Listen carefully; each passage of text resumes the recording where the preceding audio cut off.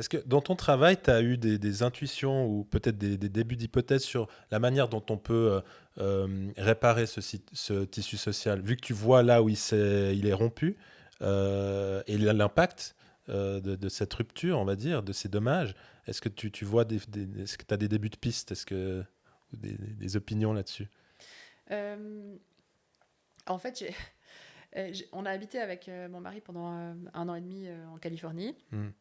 Et puis, j'ai vu ce que je ne voulais pas que la Suisse devienne, en ce sens qu'aux États-Unis, il y a vraiment cette vision très forte, individualiste, hein, qui est que les personnes qui sont en prison, ce sont des personnes qui ont fait les mauvais choix, et donc ce sont les méchants. On va les laisser en prison, et puis ensuite, il peut leur arriver n'importe quoi en prison, on s'en fiche, ça ne nous intéresse pas, ils peuvent avoir tous le Covid, enfin, on l'a vu hein, pendant la crise, c'était très frappant, quoi. Euh, et donc, la justice restaurative, pour moi, c'est une manière de renouer ce lien-là, puis de montrer en fait que la personne qui a commis une infraction, c'est en fait une personne qui pourrait être nous, et puis Mhm. qu'il y a très peu qui nous séparent de, de l'honnête homme et du criminel, quoi. Finalement, c'est peut-être quelques secondes, un SMS qu'on a envoyé quand on était au volant, puis en fait on a renversé quelqu'un.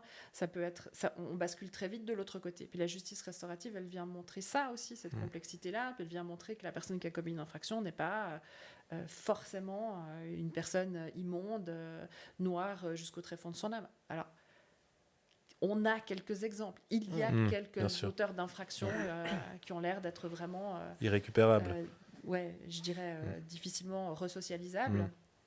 Mais, euh, mais il n'empêche, les personnes qui commettent des infractions ont tous la même complexité que nous, quoi, avec parfois C'est des intéressant. biais. Ok, je pense que quand on examine la situation aux États-Unis, je pense que c'est peut-être un pays où on va tendance à dire que bah, la personne est responsable de ses mauvaises actions, elle est aussi bien sûr responsable de ses succès. C'est toujours Mhm, mhm, l'individu qui est spécial, mhm. qui sort du lot Exactement. et qui émerge au-dessus du reste de la société. Mhm, mhm.